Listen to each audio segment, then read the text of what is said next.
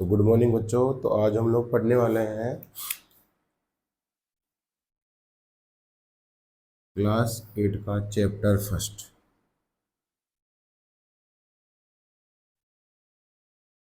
ठीक है, और वो है परिमेय संख्या। देखो, परिमेय संख्या पढ़ने से पहले और भी पॉइंट्स हैं जो अपने को पढ़ने चाहिए। देखो, प्राकृतिक संख्याएं क्या होती है,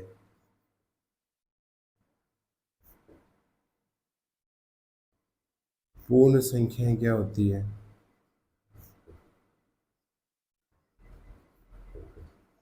पूर्णांक, फिर परिमेय संख्या।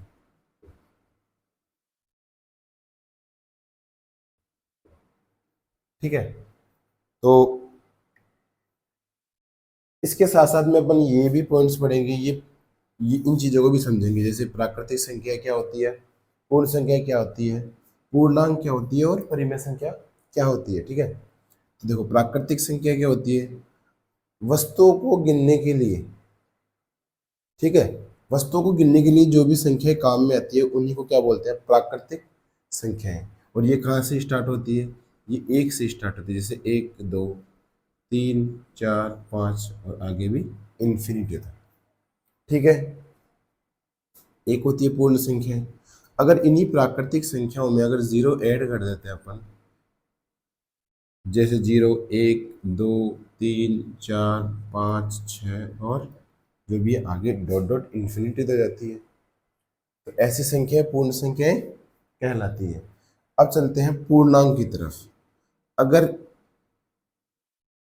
इन्हीं संख्याओं को ऋणात्मक और धनात्मक में वर्गीकृत कर दिया जाए, जैसे 0 इधर प्लस के 1 प्लस के 2 प्लस के 3 प्लस के 4 प्लस के 5 और डॉट डॉट इन्फिनिटी तक।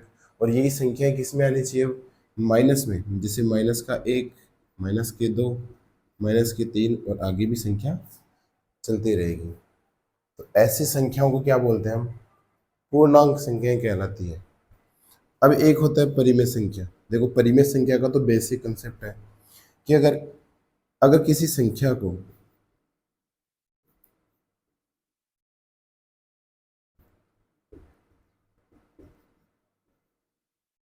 P बटे Q के रूप में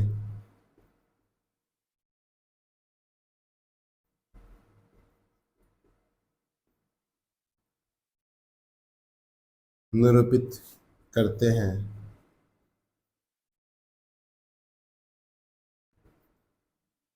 तथा P व Q एक पूर्णांक होने चाहिए। एक और शर्त क्या है कि जो Q का मान है वो जीरो नहीं होना चाहिए। तो ऐसी संख्या क्या कहलाती है, परिमेय संख्या। जैसे मैं अगर एग्जांपल देखूं, जैसे 2/5, 4/9। देखो, इसमें क्या है, ऊपर वाली P और ये क्या है, पूर्णांक। देखो, हर क्या है, 5, और ये भी क्या है, एक पूर्णांक है। और क्यू का मान मतलब हर का मान, देखो जीरो नहीं है, तो जीरो नहीं है। तो ऐसी संख्या क्या कहलाती है, परिमेय संख्या कहलाती है। देखो, ये तो हो गया बेसिक नॉलेज, हो गया ये बेसिक कंसेप्ट हो गया। अब चलते हैं अपन प्रश्न वाली 1.1 में, तो देखते हैं क्वेश्चन क्या कहते हैं। तो देखो, उसको पढ़ने से पहले हमें क्या देखने पड़ेंगे, कुछ पॉइंट्स देखने। जैसे जैसे पहला देखेंगे अपन, गुणात्मक तत्समक क्या होता है।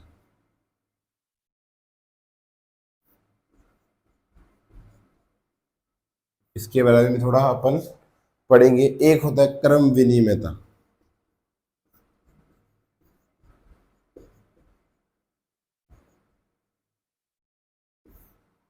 इसके बारे में पढ़ेंगे अपन। एक होता है गुणात्मक प्रतिलोम।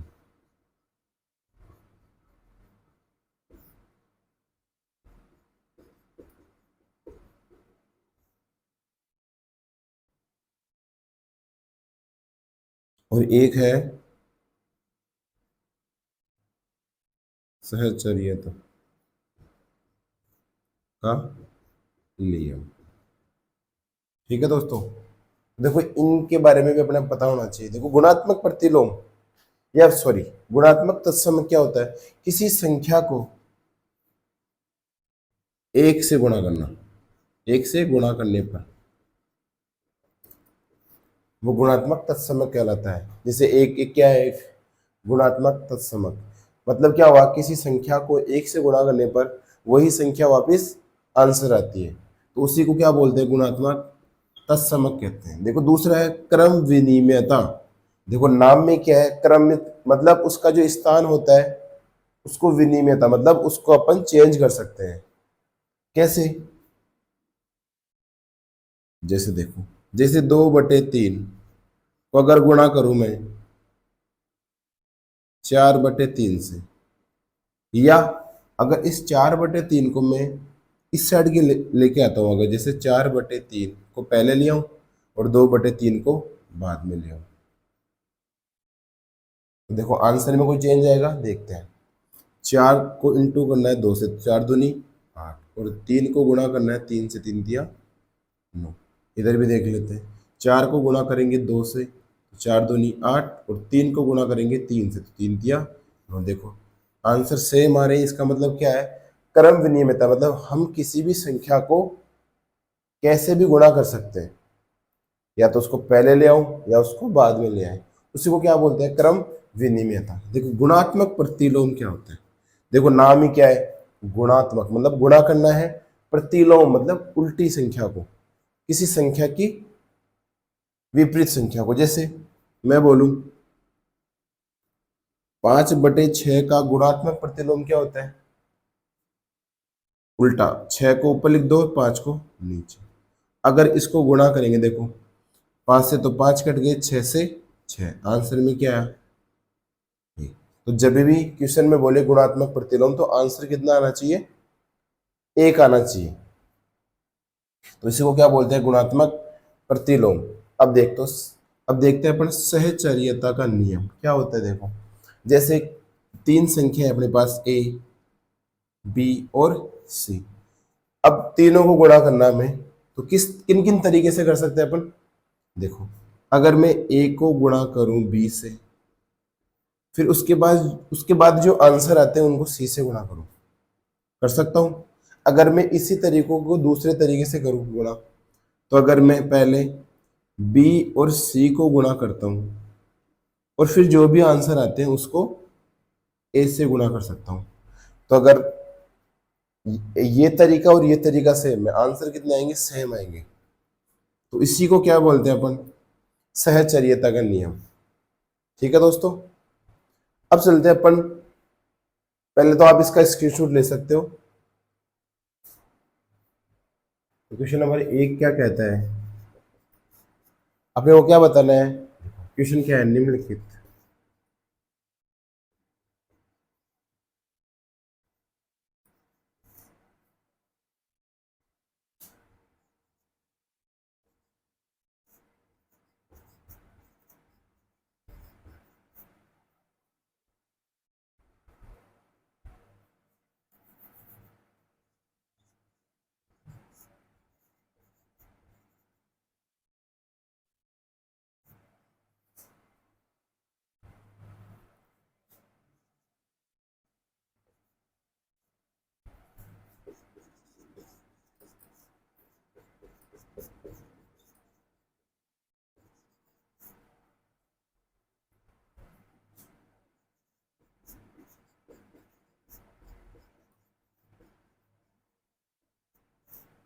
देखो क्वेश्चन क्या है, निम्नलिखित प्रत्येक में गुणन के अंतर्गत उपयोग किए गए गुणधर्म का नाम लिखना है अपने को।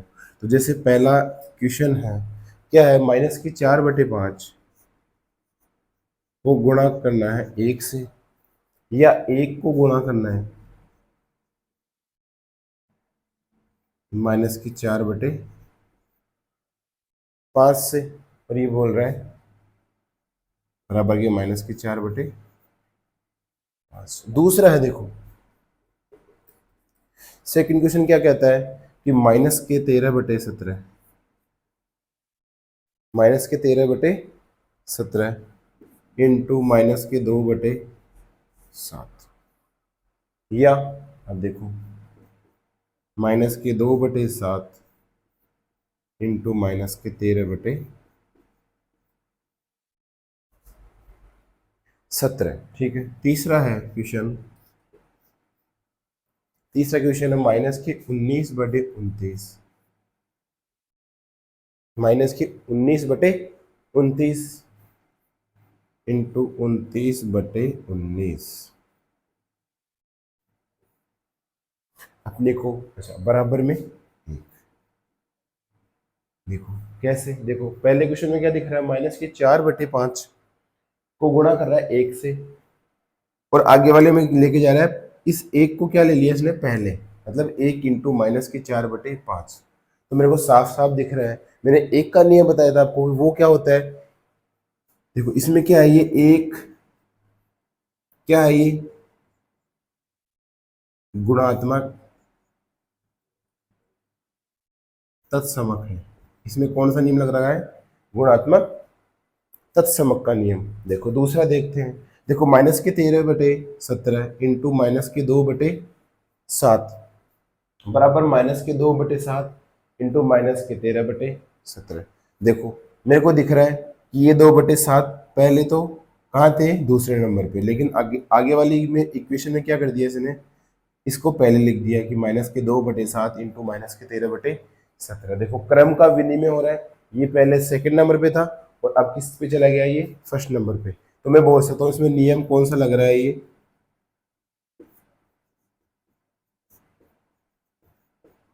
क्रम विनिमयता का। ठीक है दोस्तों, अब देखो तीसरा देखते हैं, तीसरा क्वेश्चन क्या देखता है, बोलता है ये -19/29 और गुणा कर रहा है 29/19 से। देखो मैंने आपको बताया था कि क्या, गुणात्मक प्रतिलोम, उसमें क्या होता है, वही संख्या का क्या हो जाता है, उल्टा हो जाता है। देखो इसने क्या किया, -19/29 थे, गुणा कर दिया किससे, इसी के उल्टे से। देखो 29/-19, तो देखो 29 से तो 29 कट गया, माइनस से माइनस कट गया, 19 से 19 कट गया, और बराबर में क्या आंसर आ गया, 1। तो इसमें कौन सा नियम लगता है, गुणात्मक प्रतिलोम का।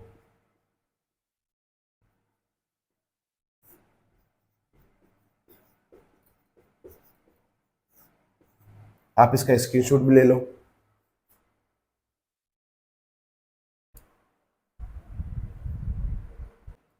देखो दोस्तों, अब दूसरे क्वेश्चन पे चलते हैं हम। तो दूसरा क्वेश्चन क्या है, देखो देखते हैं। बताइए, बताइए कौन से गुणधर्म,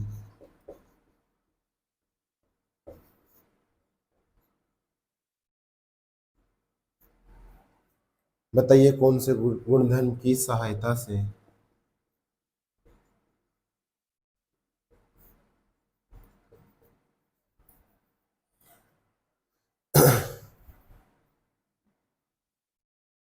आप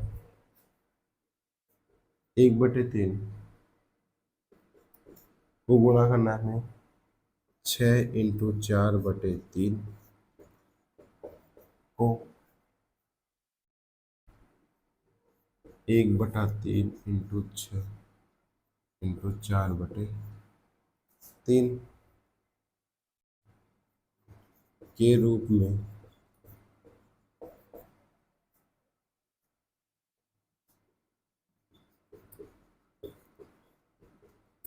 अभिकलन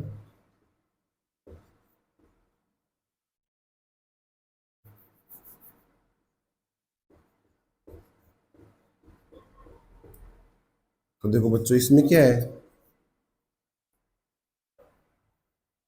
इसको अपन देखते हैं। जैसे 1/3 को गुणा कर रहा है पहले 6 इंटू 4/3 से, ठीक है, और उसके बाद में दूसरा प्रकार कर रहा है, ये पहले 1/3 को गुणा कर रहा है 6 से, उसके बाद जो आंसर आ रहे हैं उसको किससे गुणा कर रहा है, ये 4/3 से।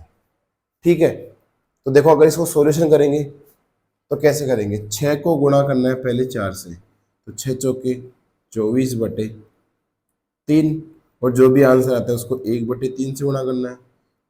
ठीक है, इसमें देखते हैं, 1 को गुणा करना है 6 से, तो 6/3, और जो भी आंसर आ रहे हैं उसको 4/3 से गुणा करना है। देखो मैं देखता हूँ, 3×8 = 24।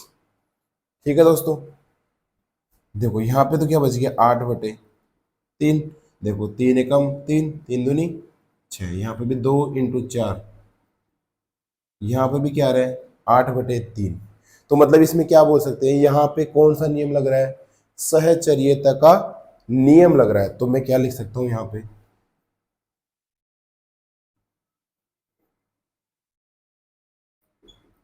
यहाँ सहचर्यता का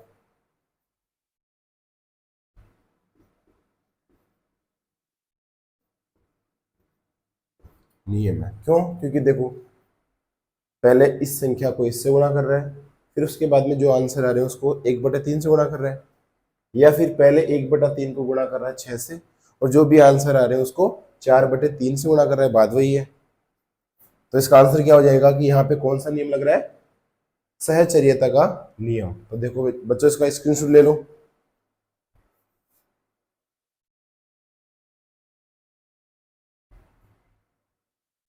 तो बच्चों इसमें केवल 2 क्वेश्चन थे जो अपन ने आज किए हैं। आई होप आपको ये वीडियो अच्छी लगी होगी। धन्यवाद दोस्तों।